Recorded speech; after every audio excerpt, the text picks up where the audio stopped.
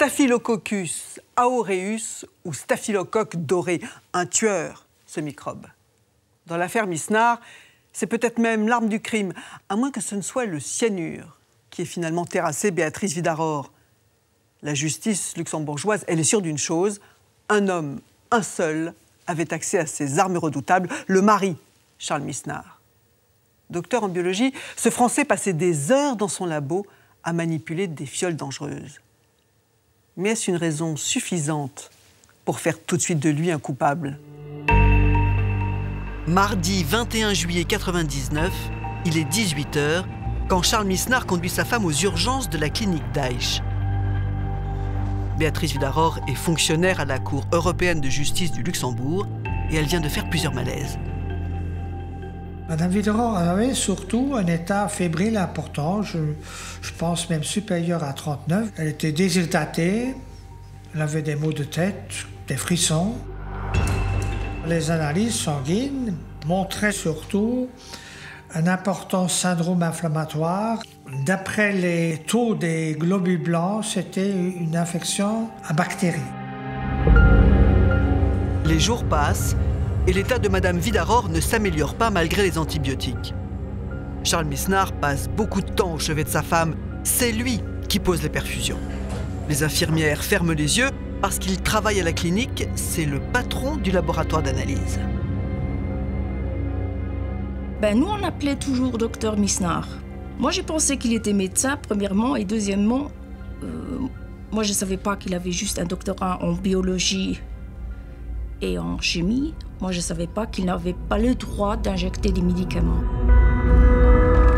Madame Vidaror fait de fortes poussées de fièvre jusqu'au 24 juillet, jusqu'à ce que les analyses effectuées par Charles Misnard révèlent la nature de l'infection. Ces résultats ont donc mis en évidence un staphylocoque hautement résistant à pas mal d'antibiotiques. C'est une infection relativement rare. Ce week-end-là, le docteur Lech, le médecin traitant de Béatrice, doit s'absenter. C'est le docteur Wurtz qui est de garde. Au vu des analyses, il décide de changer d'antibiotique et l'état de Madame Vidaror s'améliore rapidement dès le 26 juillet. Madame Vidaror va mieux. Elle parlait un peu avec nous, qu'elle s'ennuyait, qu'elle se sentait mieux, qu'elle voulait bien sortir. Et j'avais pris la température, elle était 37,1 et elle se sentait très très bien. Quand le manger du soir il était distribué, j'ai dit à Madame Vidaror que je vais la laisser manger tranquillement et je vais préparer la perfusion par après.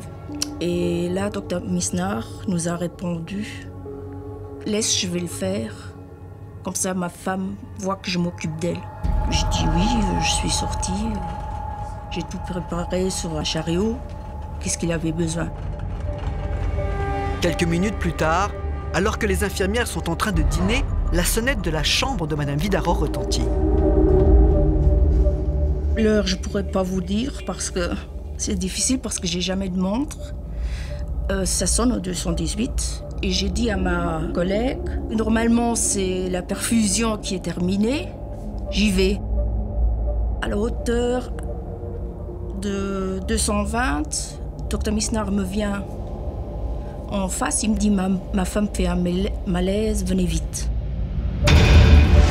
Quand je suis rentrée dans la chambre, elle était en train de convulser. Un bras était plié, une jambe était un peu pliée, le reste était tout tendu et tout raide. Et elle fixait droit au plafond. Tout de suite, j'ai vu que la perfusion était en train de couler encore. Tout de suite, je l'ai stoppée. L'infirmière appelle une collègue et téléphone au médecin de garde. Le docteur Wurtz ordonne de faire tout de suite une injection de Valium et ajoute qu'il arrive au plus vite à la clinique. L'infirmière prépare la seringue. Charles Misnard fait l'injection. Et là, elle commençait vraiment à avoir plus de pulsations. J'avais des difficultés pour prendre la tension, plus de battements de cœur, elle n'a plus respiré. Béatrice est en arrêt cardiaque. L'infirmière fait sortir Charles Misnard et appelle l'infirmier réanimateur.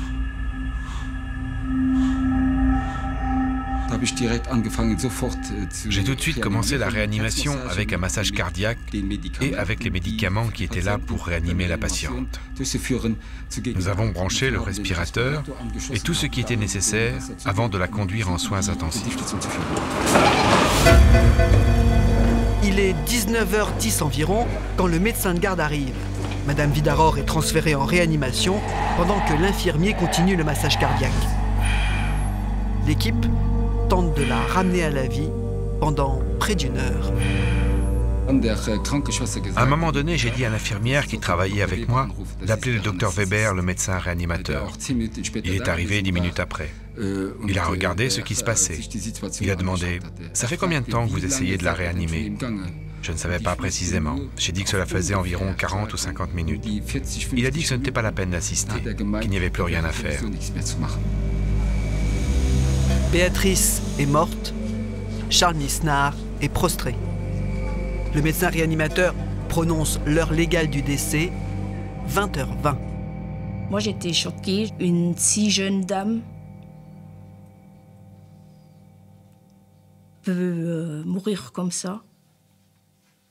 Je ne savais pas m'expliquer qu'est-ce que la dame avait. Alerté à son tour, le médecin traitant de Béatrice rejoint la clinique. Il croise Charles Misnard en train de discuter avec le médecin de garde et le réanimateur qui ne comprennent pas ce décès. Le docteur Wurth est extrêmement étonné de cette issue brutale, sans pouvoir l'expliquer.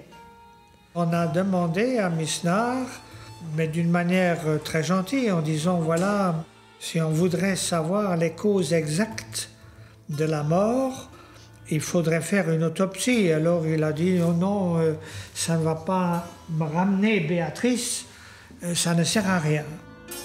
À ce moment-là, les 3 médecins ignorent que l'infirmier réanimateur a pris une initiative.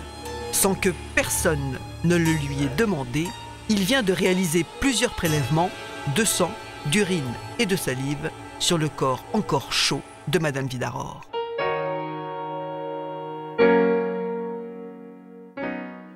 Marie-Gisèle Lalande, vous étiez une amie et une collègue de Béatrice. Quel genre de femme était-elle? C'était quelqu'un de très gai, et très vivant. Elle avait beaucoup d'amis. Elle s'était fait son cercle d'amis à Luxembourg. Et qu'est-ce qu'elle faisait à la Cour européenne de justice? On travaillait un petit groupe, c'est le cabinet d'un juge. Et alors, elle était chargée dans le secrétariat d'organiser la bonne marche du secrétariat. Béatrice Vidaror était donc espagnole, Charles Misnard français. Alors, comment ils se sont rencontrés? Charles travaillait à Luxembourg déjà depuis longtemps.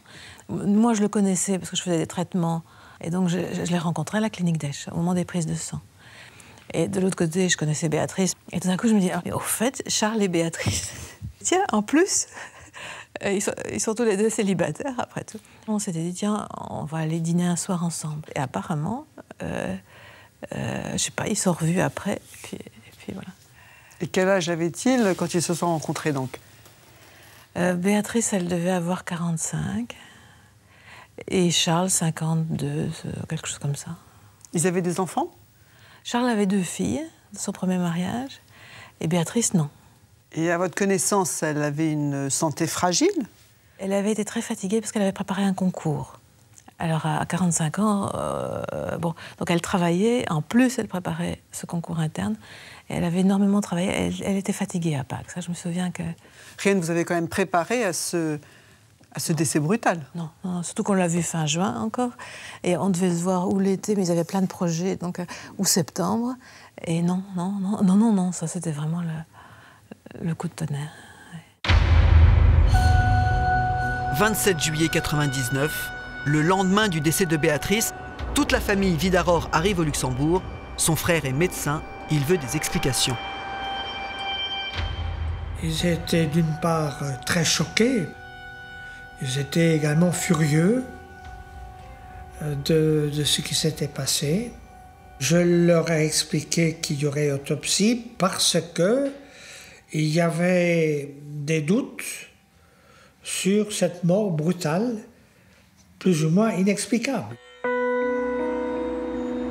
Un peu plus tôt, Charles Misnard et sa sœur sont déjà passés voir le médecin de garde pour récupérer le certificat de décès. Il a fait rentrer Charles, lui a donné le certificat de décès sans rien lui dire et en lui tendant. Et il a presque fermé aussitôt la porte. Charles a pris le certificat et tout en marchant, il l'a regardé. Et puis il me le montre et il dit « Regarde, décès suspect ».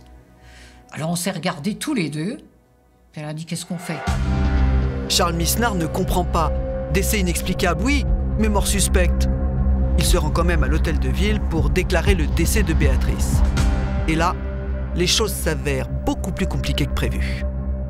Il ne sortait pas. Et quand il est sorti, il m'a dit la secrétaire m'a dit que je n'aurais jamais dû avoir ce certificat de décès en main propre, que c'est l'hôpital qui aurait dû le fournir et l'envoyer, et que le procureur allait demander l'autopsie.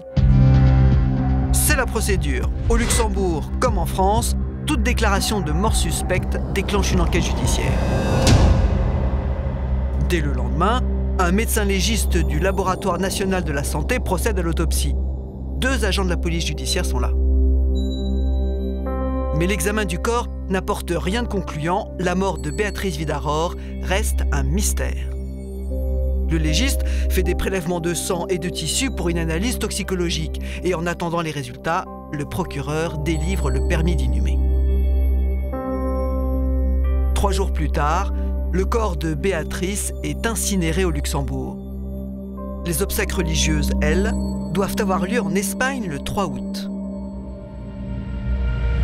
Avant de repartir, la famille de Béatrice insiste pour que Charles Misnard l'accompagne chez le notaire. Il est venu avec la famille de Béatrice chez moi en mon étude, où effectivement je les ai tranquillisés sur le contrat de mariage et surtout rassurés. Tous les biens propres de Béatrice revenaient au seul héritier de la famille de Béatrice. Une semaine après la mort de sa femme, Charles Misnard, sa sœur et son beau-frère quittent donc le Luxembourg pour le Pays basque espagnol. Nous sommes partis avec Charles en voiture et nous sommes allés jusque là où habite la famille de Béa, une petite ville un peu plus bas que San Sébastien.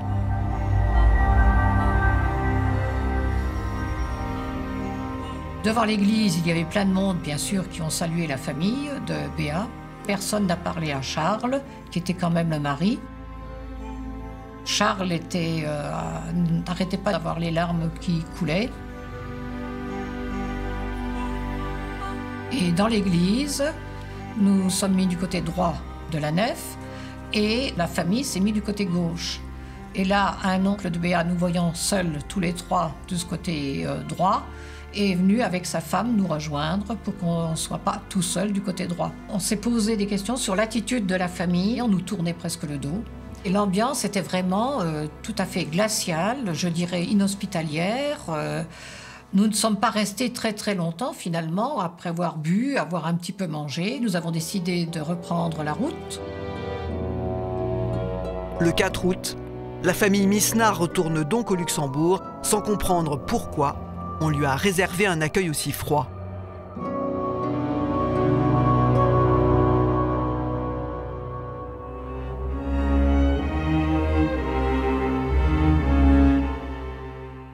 Une semaine plus tard, Charles Misnard est de retour au Luxembourg.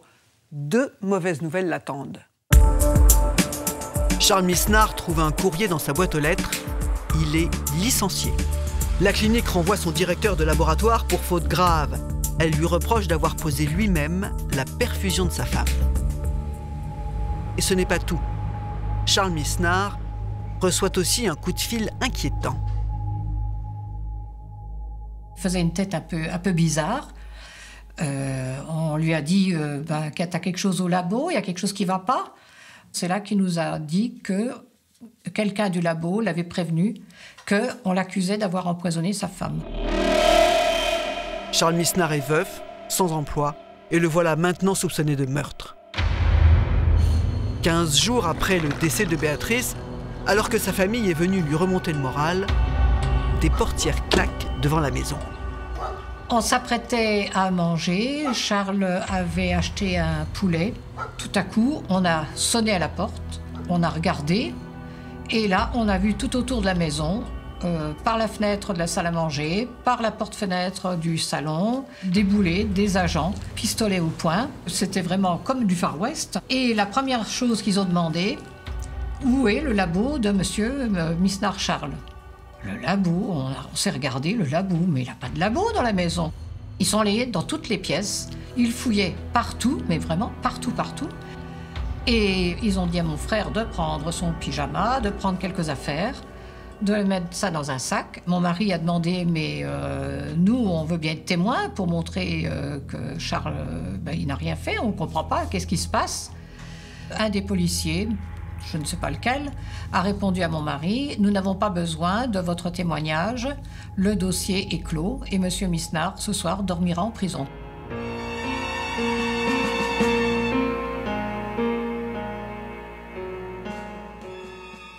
Madame Lalande, Charles Misnard est arrêté pour le meurtre de sa femme. Est-ce que ça vous paraît crédible? Non, non. Déjà, on ne s'attendait pas à ce qu'elle meure. Et deuxièmement, non, que ce soit lui le coupable, non, il n'y avait rien qu'on pense même que ça puisse être lui le coupable. Non.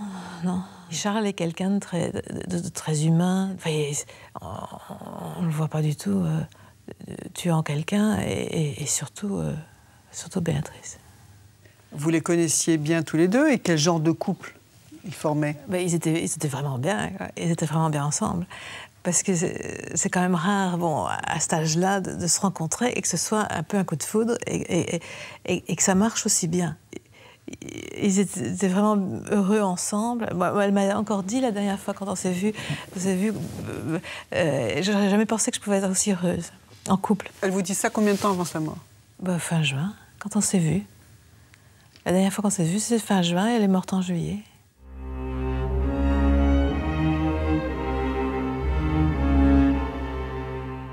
Pour les policiers, Charles Misnard a tué sa femme. Ils en sont certains. En 15 jours, ils n'ont pas ménagé leur peine et ont accumulé des éléments troublants. Retour au 27 juillet, le lendemain du drame. Ce jour-là, 2 officiers de la police judiciaire débarquent à la clinique pour interroger le docteur Wurst. Le médecin de garde leur explique qu'il était à son cabinet en ville quand une infirmière l'a appelé. Il devait être 18h45. Il a prescrit une piqûre de Valium et a sauté dans sa voiture. À son arrivée à la clinique un quart d'heure plus tard, Madame Vidaror était déjà intubée.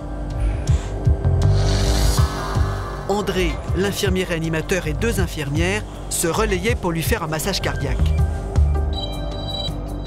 Puis Madame Vidaror a été transportée en réanimation où elle a reçu de nouveaux médicaments.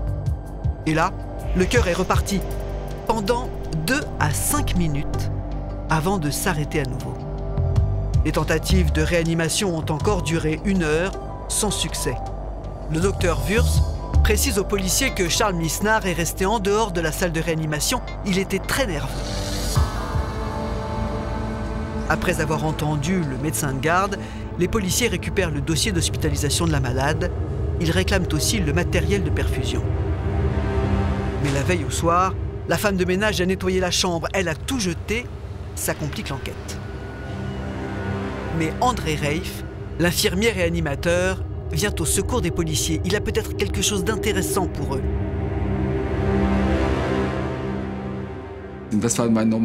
C'était mon jour de repos. J'étais rentré à la maison. J'ai téléphoné pour informer le chef de service des soins intensifs que j'avais fait ces prélèvements sur Madame Misnard et que je les avais avec moi. Il était content parce que la famille de Madame Misnard menaçait de porter plainte. Elle voulait savoir pourquoi il n'y avait pas eu de prélèvement de fait. Le lendemain matin, le directeur de la clinique m'avait téléphoné à son tour. Il voulait savoir si c'était vrai, si j'avais fait ces prélèvements. Je lui ai dit « Ne vous inquiétez pas, ils sont chez moi ». Il m'a dit que la police était sur place et il m'a demandé de les rapporter immédiatement à la clinique. L'infirmier explique qu'il a fait ces prélèvements parce qu'il soupçonnait Charles Misnard, et depuis longtemps. Il raconte alors aux policiers une curieuse histoire qui date de plusieurs années, à propos d'une ex-compagne de Charles Misnard. C'était en 1993. Sa petite amie de l'époque était morte dans la clinique. Il avait été dit qu'elle était morte des suites d'un coma diabétique. En réalité, quand Alice Bartz est arrivée chez nous en soins intensifs, elle était dans le coma. Mais tous ses signes vitaux étaient normaux. Et Misnar s'était opposé à sa réanimation. Cela nous avait paru bizarre.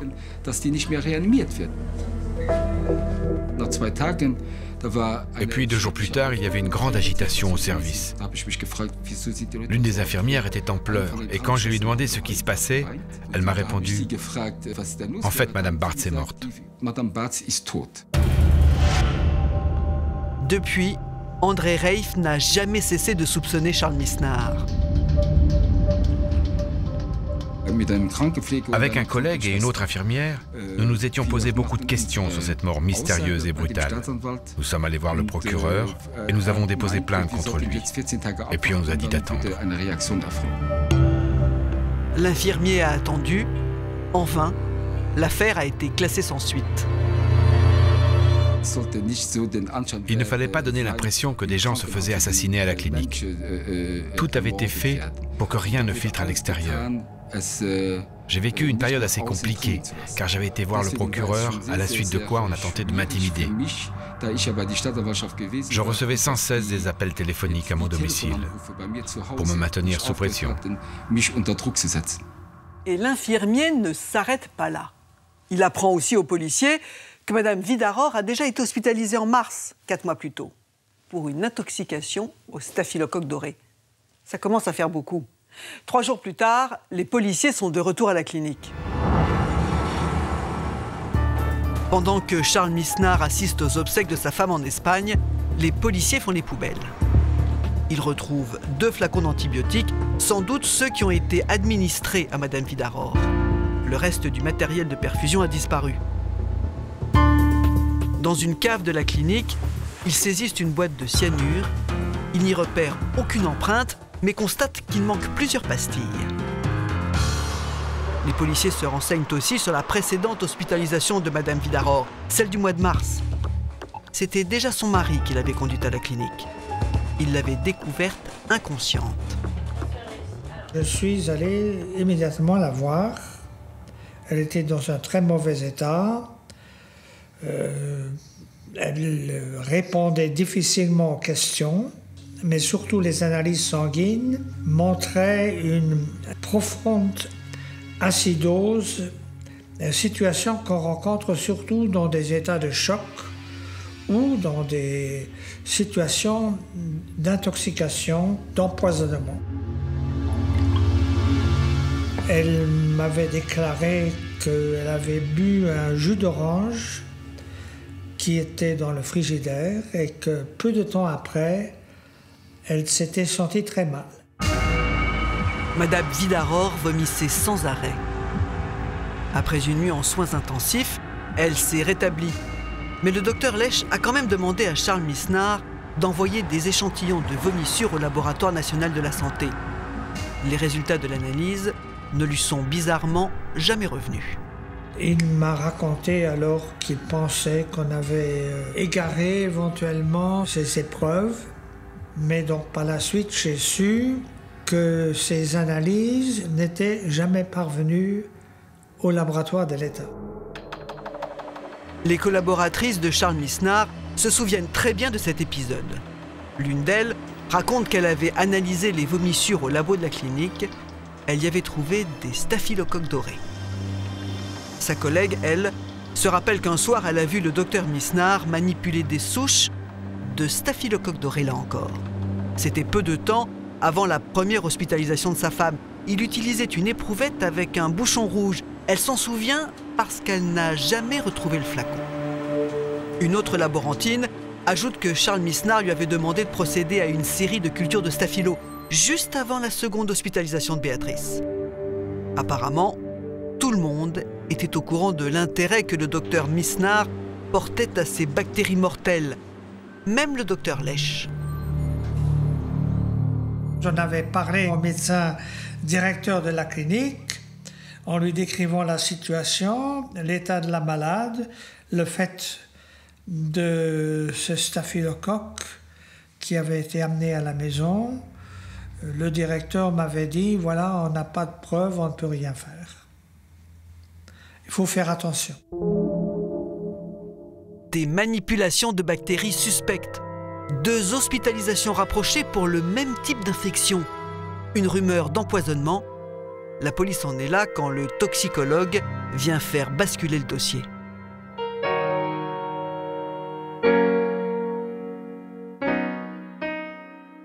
Jean-Paul Friesing, à l'époque, vous êtes procureur adjoint au Luxembourg. Un rapport va faire avancer l'enquête, le rapport de l'analyse toxicologique, le rapport préliminaire. Qu'est-ce qu'il dit? L'expert toxicologue a constaté dans les liquides corporels qu'il a analysés des quantités mortelles du poison de cyanure. Selon vous, comment se sont déroulés les faits? La victime est décédée d'un empoisonnement par cyanure, donc d'un poison mortel qui agit immédiatement.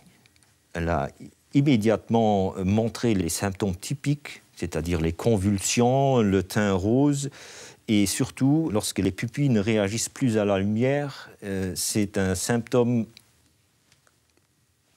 indubitable qu'il y a mort cérébrale. Et à partir de là, on s'est fixé sur la seule façon plausible d'expliquer l'empoisonnement, c'est-à-dire une injection directe dans le dispositif que la victime avait dans le bras, une perfusion que son mari lui avait d'ailleurs personnellement mise. C'était lui qui était le seul dans la chambre, qui avait la possibilité de faire cela. Le juge d'instruction met alors M. Misnard en examen. Au Luxembourg, je crois, on dit inculpé pour empoisonnement et tentative d'empoisonnement au pluriel. Pourquoi ce S? C'était l'ensemble des faits qui étaient visés, les 2 hospitalisations antérieures. Et dans cet ordre d'idées, on visait probablement le fait d'avoir rendu malade la victime de façon intentionnelle. Donc pas la précédente compagne, Alice Bartz. Concernant ce fait, il y a eu une procédure séparée, mais qui s'est terminée par une décision de non-lieu. Monsieur Misnard est donc écroué. Pour quelle raison? Parce qu'on a peur qu'il quitte le Luxembourg? Monsieur Misnard est un ressortissant français. Il y a un risque qu'il quitte le pays pour se soustraire à l'action de la justice. Le juge d'instruction entend Charles Misnard le lendemain de son arrestation en présence de son avocat. Je le trouve très maître de lui, donc très digne. La défense de M. Misnard, elle est en fait très claire dès le début. Donc il nie absolument être à l'origine de cet empoisonnement. Il clame son innocence, il dit c'est pas moi, et donc en quelque sorte prouvez-moi. Je ne l'ai pas fait, donc c'est à vous quand même également d'établir comment j'aurais pu le faire. Car Charles Misnard ne se démonte pas. Le cyanure retrouvé dans le sang et les organes de sa femme, il ne voit pas comment il est arrivé là. La boîte de poison, il ne comprend pas non plus. Les staphylocoques, c'était son métier de les étudier, mais il n'en a jamais rapporté chez lui. Quant aux analyses des vomissures et du jus d'orange, le laboratoire national de la santé les a égarés. Ça lui arrivait régulièrement. Et puis, il n'avait aucune raison d'empoisonner Béatrice. Sa femme était ce qu'il avait de plus cher au monde. À l'issue de ce premier interrogatoire, Charles Misnard est reconduit en prison. Et il dénonce la justice luxembourgeoise. Elle fait tout pour lui extorquer des aveux, mais il n'a pas l'intention d'en faire. Peu de temps après son arrestation, nous avons demandé la permission d'aller rendre visite à Charles en prison. Et là, Charles nous a raconté qu'il avait été retenu dans une pièce qui était éclairée tout le temps, et il a tout le temps été visionné, et il ne pouvait pas dormir parce qu'il avait cette lumière tout le temps face à lui, carrément sous surveillance, continuelle, et c'était extrêmement pénible.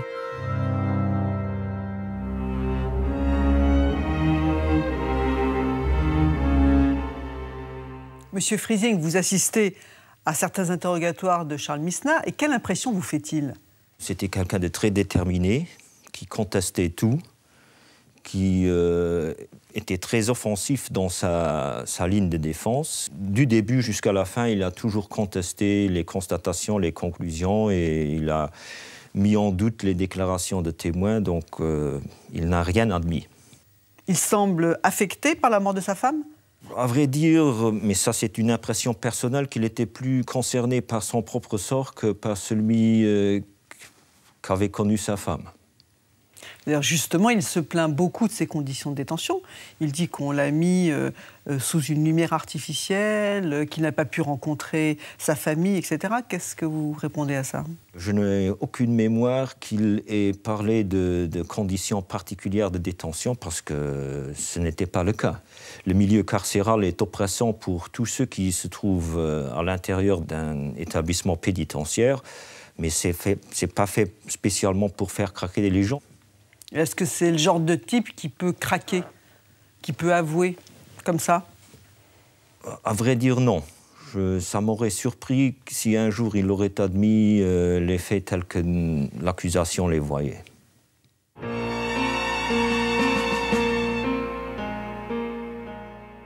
Alors, Charles Misnar, Dr Jekyll ou Mr Hyde? Comme toujours, les policiers se penchent sur la personnalité de l'inculpé pour tenter d'y trouver des explications. Charles Misnar a 45 ans quand il prend la tête du laboratoire de la clinique Daesh. Il vient d'obtenir son doctorat en biologie au terme d'un parcours courageux. Charles était très fier de sa réussite. Il était très fier parce qu'il avait beaucoup travaillé pour obtenir ce doctorat. Et alors qu'il avait un niveau bac. Fier, Charles Misnar a toutes les raisons de l'être, car ses origines ne le prédestinaient pas à cette brillante carrière. Issu d'un milieu modeste, il est le troisième d'une famille de 5 enfants. La famille Misnar s'est installée en Moselle après la guerre, et son père est ouvrier à l'usine Sidélor. Après une école professionnelle, Charles rejoint son père à l'usine, mais le garçon est ambitieux. Il décide de reprendre des études et passe le concours de l'assistance publique. 2 ans plus tard, il devient laborantin. Après l'armée, il s'installe à Metz avant de trouver un travail au Luxembourg à la clinique Daesh, où il poursuit ses études pour obtenir un doctorat. Il était très fier d'être au Luxembourg parce que pour nous, Mosellans, le Luxembourg, c'était un peu l'Eldorado. On allait souvent se promener au Luxembourg parce que c'est un joli pays. Orgueilleux et content du chemin parcouru, Charles Misnar mène une vie plutôt mondaine. Toujours tiré à 4 épingles, il devient membre du Lions Club, un cercle huppé pour l'élite luxembourgeoise. Il est le seul Français du personnel médical de la clinique et il consacre tout son temps à développer le laboratoire. Sa passion, c'était son travail. Cela avait été un peu la cause de son divorce parce qu'il passait trop de temps à son travail et sa première femme s'était donc lassée. C'est vrai qu'avec les femmes, Charles Misnar a moins de succès que dans sa vie professionnelle. Il s'est marié une première fois en 69 et a eu 2 filles. Mais le couple a explosé au bout de 22 ans de mariage. Après un divorce difficile, il a fréquenté Alice Bartz, qui est morte peu de temps après d'un coma diabétique. Et 4 ans plus tard, c'est la rencontre avec Béatrice, le coup de foudre. Il nous avait téléphoné ici à la maison pour nous dire qu'il avait rencontré une dame qui était légèrement plus jeune que lui, qui était célibataire mais très, très agréable, très souriante. Enfin bref, il ne s'ennuyait pas du tout avec elle, donc il était très content de l'avoir rencontrée. Il m'a d'abord touché à demi-mot. Il m'a dit je ne sais pas, mais tu verras, j'ai rencontré mon âme sœur. Il ne me l'a pas dit qui c'était, il a attendu jusqu'à ce qu'elle puisse me la présenter. Et en fait, en voyant Béatrice et leur relation, je lui donnais un peu raison. Charles et Béatrice se jaugent vite. Elle a 45 ans, lui 53. Ils ont tous les deux une vie déjà bien remplie. Mais le passé de Charles Misnar semble le rattraper. Dans la petite société luxembourgeoise, des bruits courent. Il y a l'affaire Alice Barthes qui fait jaser, mais il y a aussi les accusations de la première femme de Charles. Quelque temps avant le divorce, son épouse est venue me trouver, affirmant qu'elle était probablement empoisonnée par son mari. Elle parlait de vin qui contenait un poison. Je croyais qu'elle racontait des histoires. J'en ai parlé à Misnar et on avait pris la décision de l'envoyer chez un psychiatre. Lequel psychiatre m'a téléphoné quelques jours après en me disant « Voilà, Madame Misnar est parfaitement en bonne santé du point de vue psychiatrique. Par contre, il faudrait m'envoyer son mari qui, lui, doit certainement être malade. »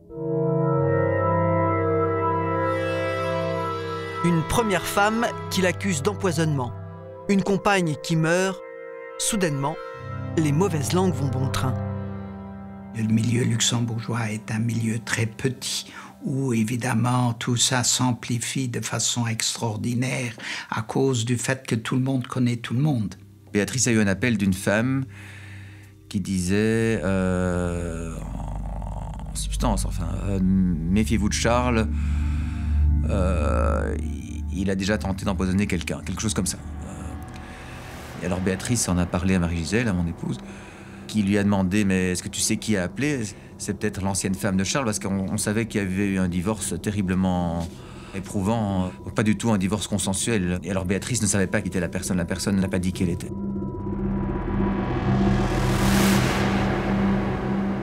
Béatrice ne tient pas compte de cet avertissement et épouse Charles en décembre 97. Il s'installe chez elle, dans sa maison de Strassen.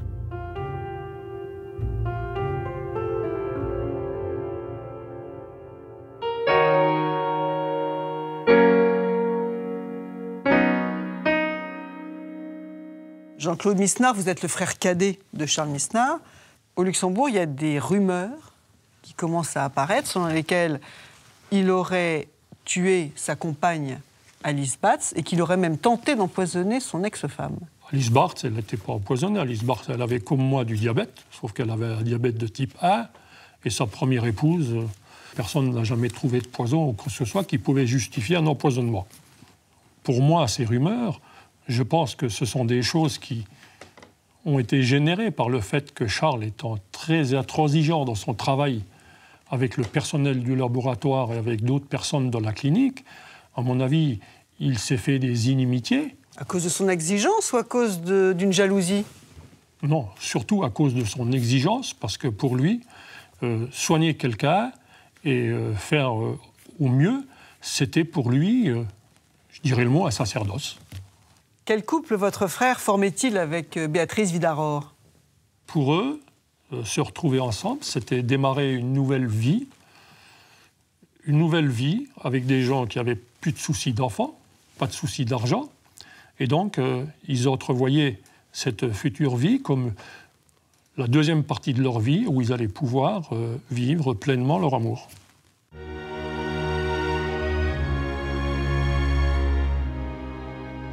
Dominique, les policiers sont aussi à la recherche d'un mobile, parce qu'il en faut un quand même, pour tuer sa femme.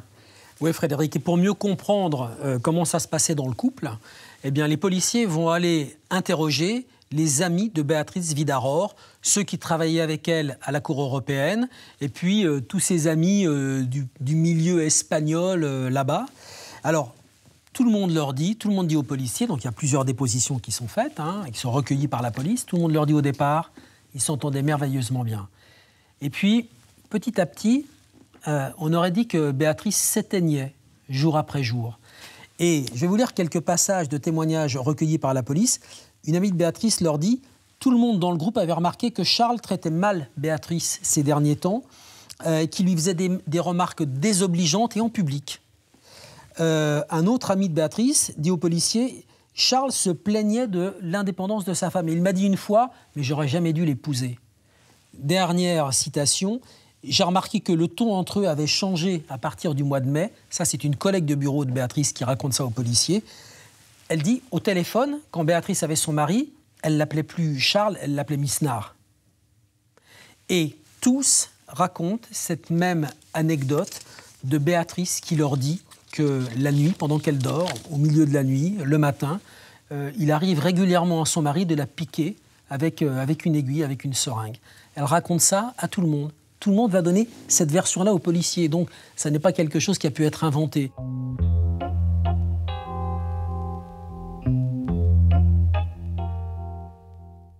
En prison, Charles Misnard continue à nier le meurtre de son épouse.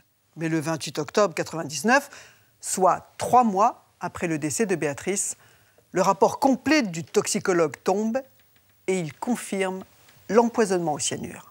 Les échantillons qui sont venus de l'autopsie, quand j'ai retiré le bouchon, et j'ai senti tout de suite qu'il doit s'agir de cyanure, étant donné que l'odeur est très caractéristique et même des très faibles quantités, on peut les sentir. Une odeur d'amande amère. À l'autopsie, personne ne l'a décelé, mais le rapport du professeur Wenig ne laisse aucun doute. L'expert retrouve une dose de cyanure plusieurs fois mortelle dans le sang et dans les organes. J'avais établi que c'était entre 150 et 500 mg de cyanure qui avait été introduite dans le corps de Madame Vidador. Une dose qui entraîne la mort en moins de 5 minutes. Pour les experts, cela explique l'arrêt cardiaque survenu quelques minutes après que Charles Misnard a appelé à l'aide. Mais la défense bondit. La chronologie, pour moi, ne colle absolument pas avec un empoisonnement au cyanure. Il était inscrit dans le livre des infirmières que M. Misnard a alerté le service à 18h10.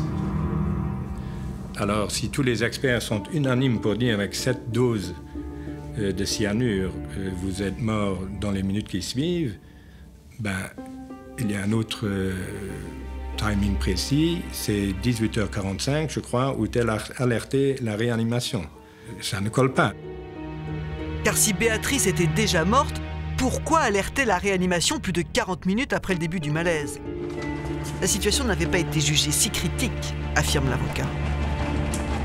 Il y a beaucoup d'éléments qui sont discordants, notamment un médecin qui constate qu'il y a des battements normaux ou des complexes électrocardiographiques normaux après plus d'1 heure de réanimation, et cela pendant 2 à 5 minutes. Donc voilà, c'est incompatible. Ça signifie en fait qu'on se trompe sur l'heure de l'administration du cyanure et que le cyanure il a été administré après le moment où on a constaté que le cœur avait repris une activité normale pendant 2 à 5 minutes. Pour l'expert, le cyanure aurait pu être ajouté après la mort de Béatrice. Une contamination post-mortem par le cyanure des tissus prélevés aurait bien sûr été possible. Soit par injection post-mortem et massage cardiaque pour faire diffuser le cyanure dans les différents tissus, soit par adjonction de cyanure tout simplement dans les tubes de prélèvement. Du cyanure après coup, ajouté dans les prélèvements de sang, mais par qui? L'infirmier qui ne portait pas Misnard dans son cœur aurait-il pu contaminer lui-même les prélèvements sanguins qu'il a stockés dans son frigo? Si l'infirmier avait contaminé intentionnellement ces échantillons pour se revenger ou pour quoi que ce soit, qui aurait contaminé les échantillons qui seraient venus de l'autopsie? On trouve la même chose dans des échantillons prélevés par le médecin légiste et les échantillons de l'infirmier. Donc je ne pense pas qu'il y a eu contamination où que ce soit. À moins que quelqu'un n'ait aussi contaminé les prélèvements réalisés au cours de l'autopsie. Ils n'ont pas fait l'objet de scellés et on ignore tout des conditions dans lesquelles ils ont été transportés. Y aurait-on ajouté du cyanure? La manipulation semble assez improbable et le juge ne l'envisage pas. Mais en examinant ces expertises à la loupe, l'avocat de Charles Misnard fait une découverte étonnante. L'ordonnance d'autopsie rédigée le 28 juillet par le juge d'instruction porte 2 noms. Celui de Béatrice Vidador, bien sûr, mais aussi celui d'une certaine Maria Diaz Rodriguez. Voilà qui fait désordre. Nous en concluons donc que cette procédure est viciée puisque, en fait, soit la mauvaise personne est autopsiée, soit il n'existe pas d'autorisation légale pour autopsier l'épouse de M. Misnar. Et il est difficile de vérifier l'identité de la personne autopsiée, car les policiers présents n'ont pas fait une seule photo de l'examen.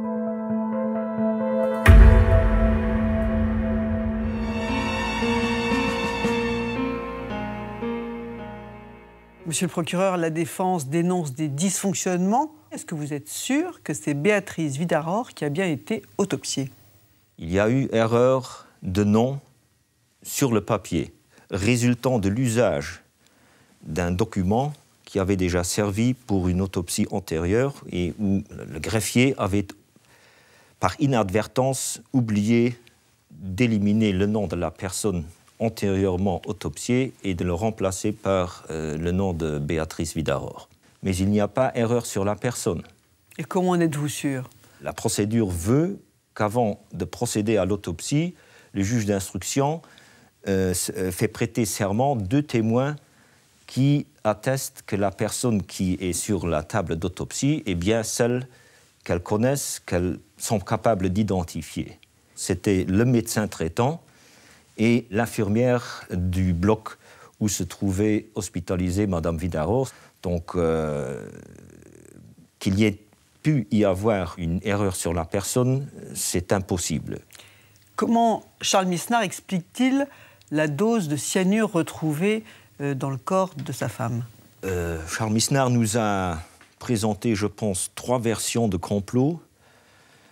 Soit l'une pour cacher une éventuelle erreur médicale, et il y en a même eu une qui mettait en cause le père du ministre de la Justice de l'époque, qui était le président du conseil d'administration de la clinique. Tout cela n'était pas vraiment concevable. Personne à part lui ne peut avoir injecté du cyanure. Oui. Et quel aurait été son mobile? Sur le mobile, on ne peut que spéculer. Il avait vécu un premier divorce très difficile et je pense qu'il avait même également dit qu'il ne voulait plus revivre ça.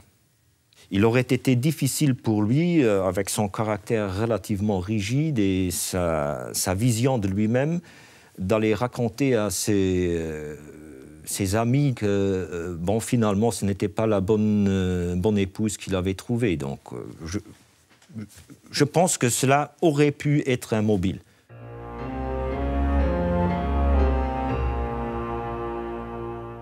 Le procès de Charles Misnar s'ouvre le 12 mai 2003 devant la chambre criminelle du Luxembourg. Il est inculpé d'empoisonnement et de tentative d'empoisonnement sur son épouse. Il risque la perpétuité. Sûr de lui, droit comme un i, Charles Misnar aborde ce procès égal à lui-même. Il a fait preuve maintenant pendant 4 années, je dirais, de patience, d'une grande maîtrise. Donc il était confiant dans ce procès. Charles Misnar compte bien faire valoir ses arguments, mais il déchante. L'audience est présidée par Prosper Klein, un juge expérimenté qui préside d'une main de fer les grandes affaires criminelles du Luxembourg. C'est un personnage assez haut en couleur, qui a sa manière très personnelle de mener les débats, avec toujours une certaine forme d'humour, parfois de l'humour noir, qui n'aime pas trop quand ça ne va pas dans son sens, je dirais. Donc parfois le ton monte assez vite et il n'hésite pas à pousser les gens dans leur retranchement. Charles Misnar dénonce une parodie d'instruction. Il aimait sa femme. Pourquoi l'aurait-il empoisonnée? Sa défense rappelle aussi que le cœur de Béatrice s'est remis à battre. Et selon les experts, c'est incompatible avec un tel empoisonnement au cyanure. Mais l'argument laisse le juge de marbre. Le président feint d'avoir la sourde oreille en répétant en fait régulièrement, mais M. Misnar, ce qui nous intéresse, dites-nous comment le cyanure est arrivé dans le corps de votre épouse, et disons, donnant l'impression que tous les autres volets n'intéressent pas. Les experts défilent à la barre. Le légiste explique que l'électrocardiogramme a sans doute enregistré l'activité électrique provoquée par les électrochocs, pas des battements de cœur. Le principal argument de la défense s'effondre. Mais Misnar réplique. Il affirme qu'il n'y a jamais eu de cyanure dans le corps de sa femme. Les experts se trompent. Selon lui, la mort de Béatrice est due à une allergie aux antibiotiques. Et il crie au complot. Il en savait trop sur les dysfonctionnements de la clinique. Il passe mal ses arguments parce qu'il change sans arrêt. Et il est incapable de répondre de manière précise aux questions qui lui sont posées. Il joue, après il joue sur des heures, sur le timing des faits. Et ça énerve tellement Prosper Klein que celui-ci lui dit Monsieur Misnar, arrêtez avec ça, on n'est pas à la SNCF. J'ai trouvé que l'attitude du juge était vraiment très, très, très partiale. Et il était, je dirais comme les gosses le disent, méchant. Pour l'accusation, Misnar est bien le coupable. C'est lui qui a posé la perfusion, il a injecté le cyanure, attendu que le poison agisse, et puis il a appelé les infirmières en sachant très bien que son épouse était condamnée. Quant au mobile... Le docteur Lesch dit que assez rapidement, le couple a battu de l'aile. Que Misnar disait qu'il était marié à une célibataire parce qu'elle était assez indépendante, ça le dérangeait, ça le perturbait. Et il lui aurait dit un jour j'ai fait une connerie en épousant cette Basque, c'est une femme impossible, elle me fait chier. Des collègues de Béatrice enfoncent le clou, l'image du couple harmonieux vacille, mais Misnar ne bronche pas. Misnar, il donne l'impression d'être spectateur. Il assiste à son procès, il n'y participe pas trop. Il prenait des notes. Et assez régulièrement, pendant le défilé des témoins, il hochait de la tête pour indiquer c'est pas vrai, c'est pas vrai. Mais il n'intervenait jamais. Le procès paraît mal engagé, mais l'avant-dernier jour, coup de théâtre. Charles Misnar change d'avocat.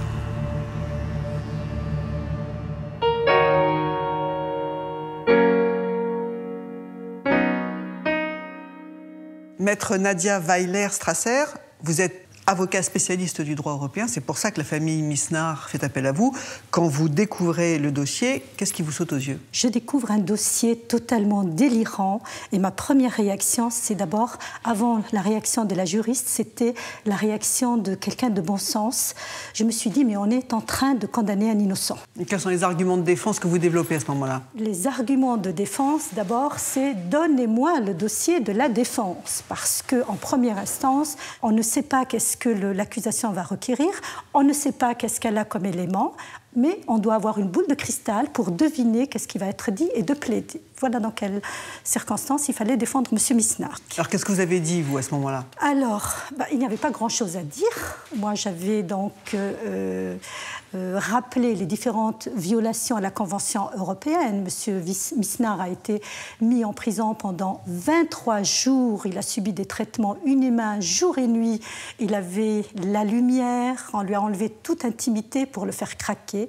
Et M. Misnar n'a pas craqué. M. Misnar ne craquera jamais parce qu'il le dit, je suis innocent. Et quand on est innocent, pourquoi voulez-vous qu'on craque?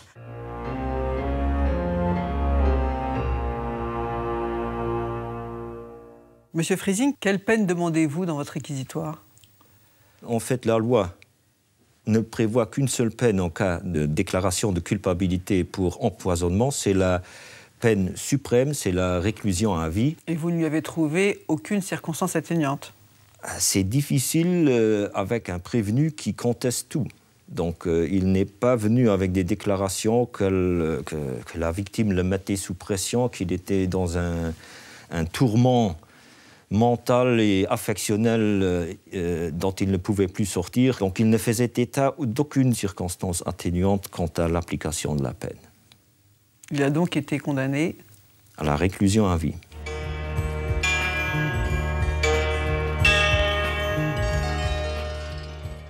Charles Misnar fait immédiatement appel de cette condamnation. Sa nouvelle équipe d'avocats se plonge dans le dossier. Elle va traquer les failles pendant 2 ans.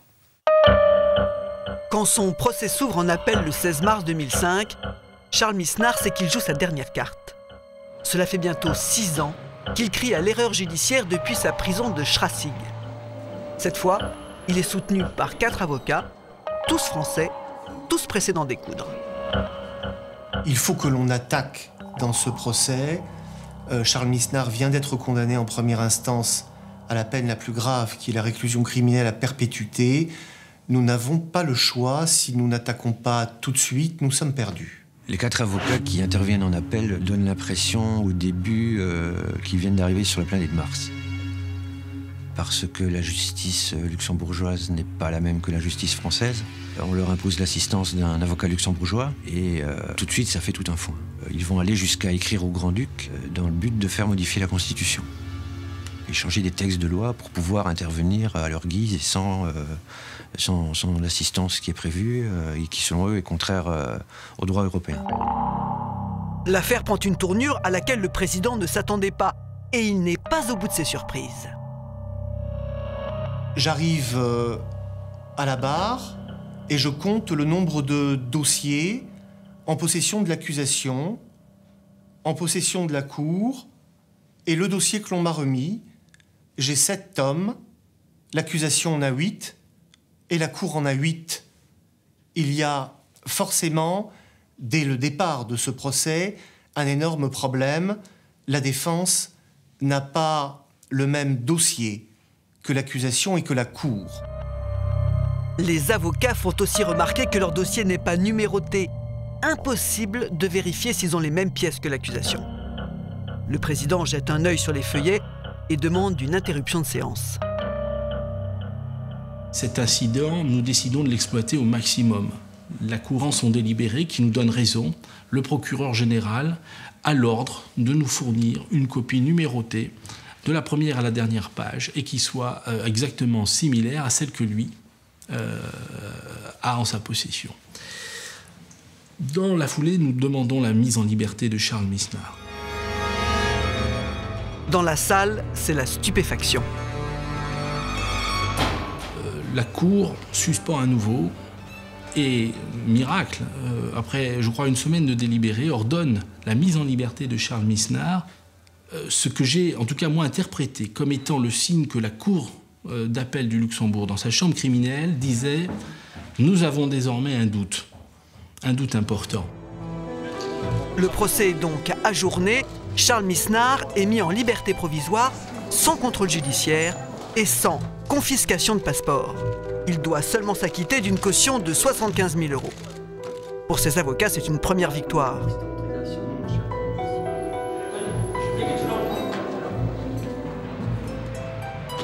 Quelques semaines plus tard, c'est le procureur général du Luxembourg en personne qui fait le déplacement en France. Il vient livrer le dossier aux avocats de Misnard.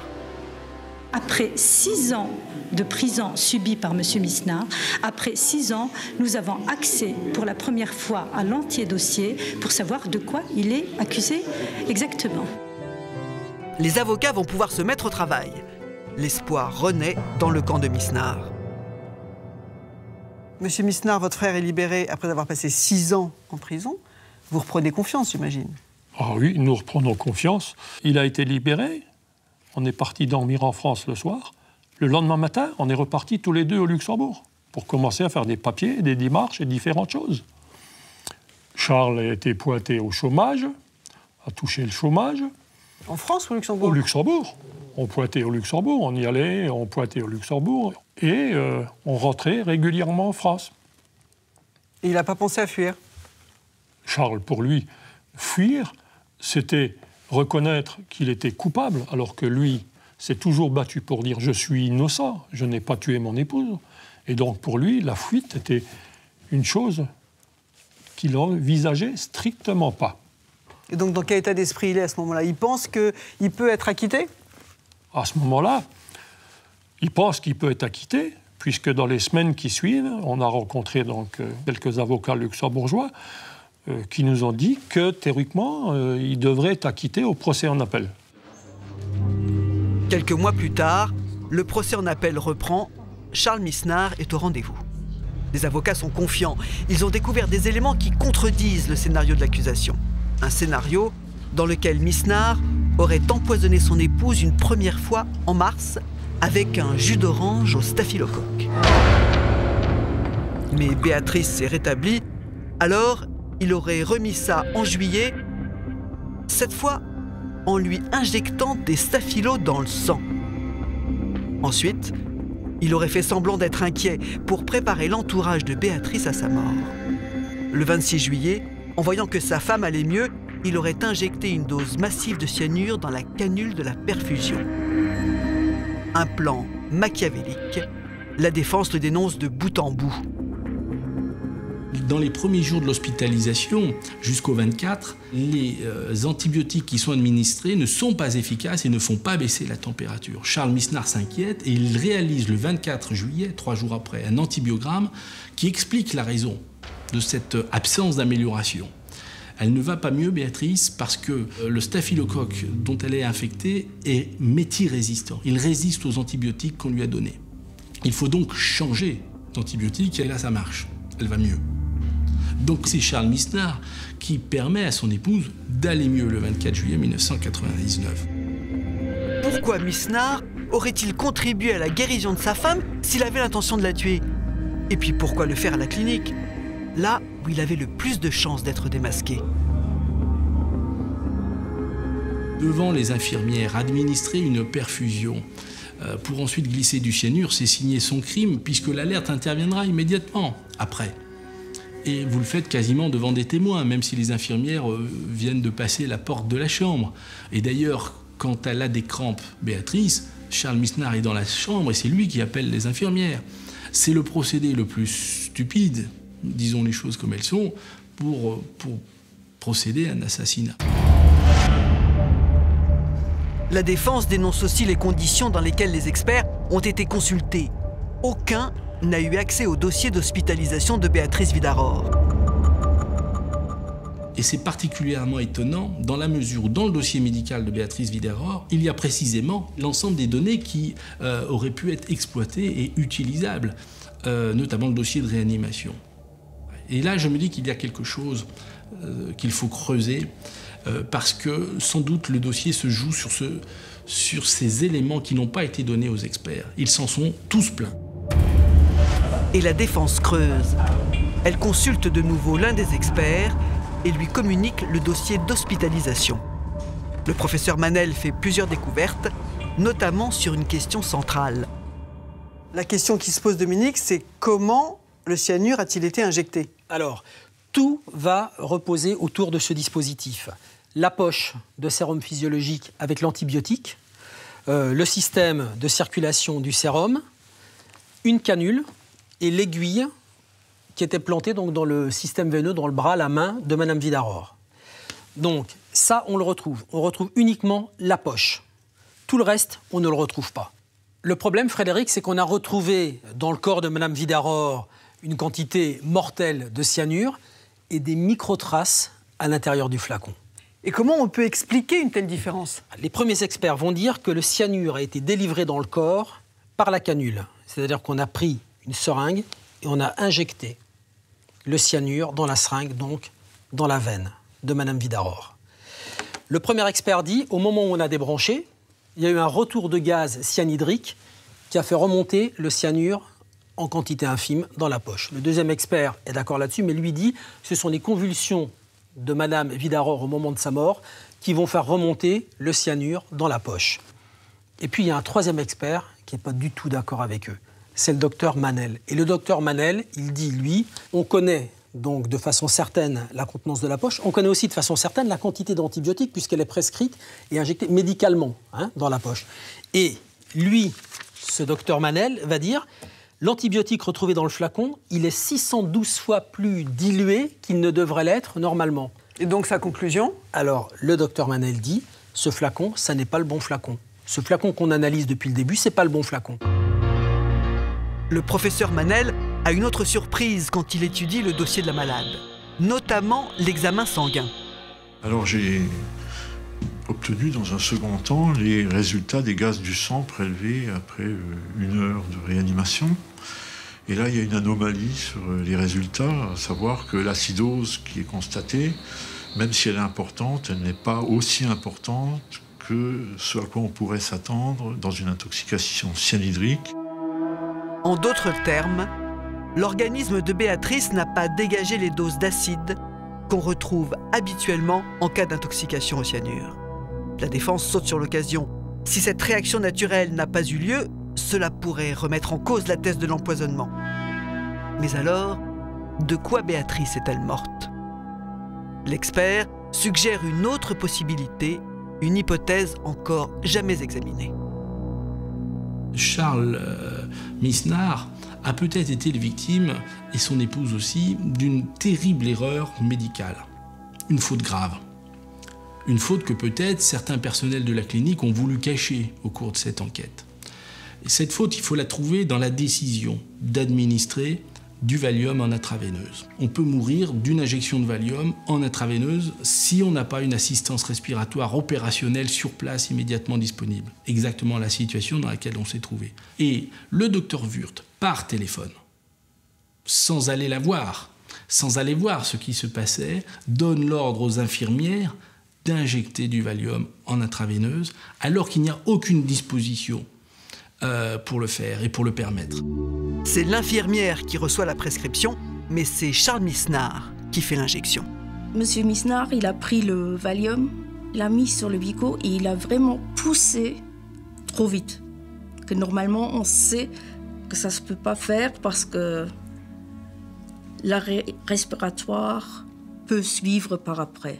Moi, je me suis regardée, je me disais, mais qu'est-ce qu'il fout? Un accident. Béatrice aurait fait un malaise en réaction aux antibiotiques. Ensuite, Charles Misnard aurait accidentellement provoqué la mort en injectant le Valium trop rapidement.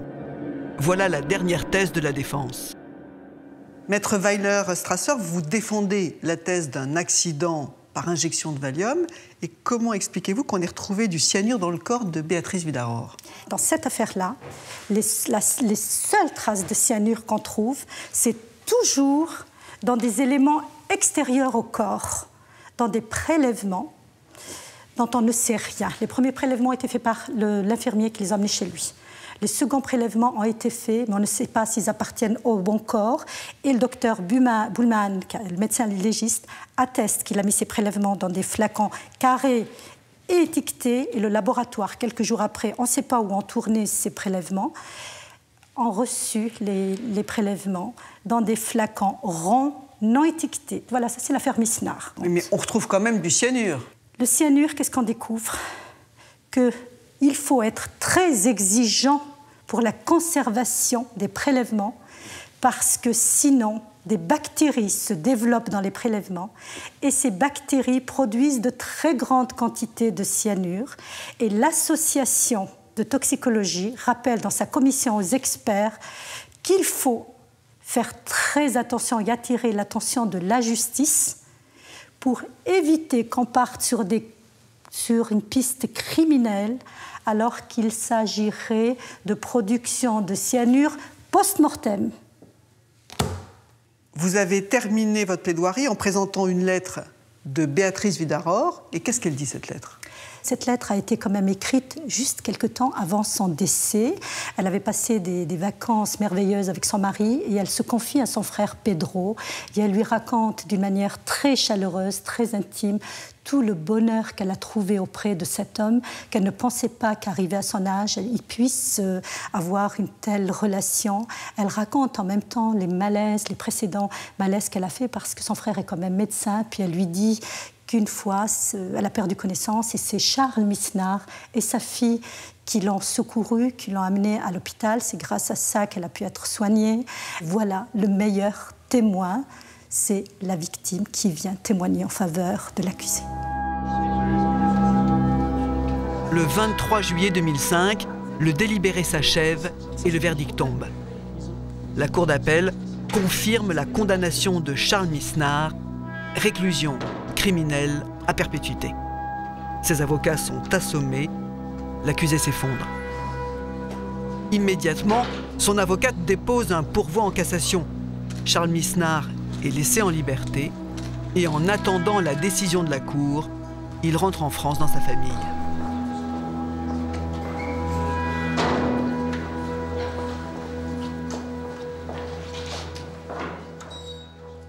Monsieur Misnard, vous vous attendiez à ce verdict? Non. Nous avons été abasourdis au moment où En l'espace de 3 minutes, dans une salle d'audience où il y avait plein d'affaires de traiter, en 3 minutes, on lui a dit « coupable ». Pourquoi votre frère a-t-il quitté le Luxembourg? Pour une raison très simple, je rappelle qu'il a vendu sa maison au Luxembourg pour payer les honoraires de son premier avocat, qu'il n'a plus de domicile au Luxembourg, et que donc, librement, il est parti en France.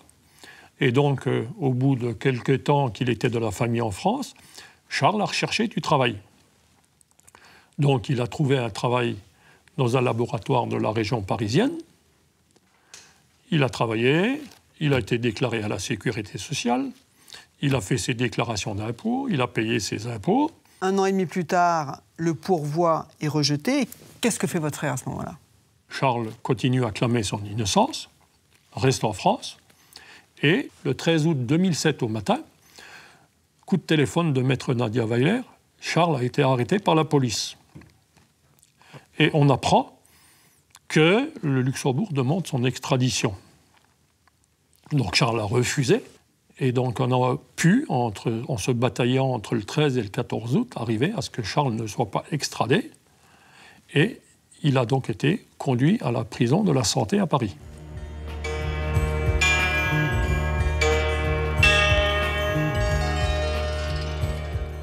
Après la Cour de cassation, Charles Misnar a saisi la Cour européenne de justice. Mais elle a rejeté son recours en révision. Il s'accroche aujourd'hui à son dernier espoir, celui d'une grâce présidentielle.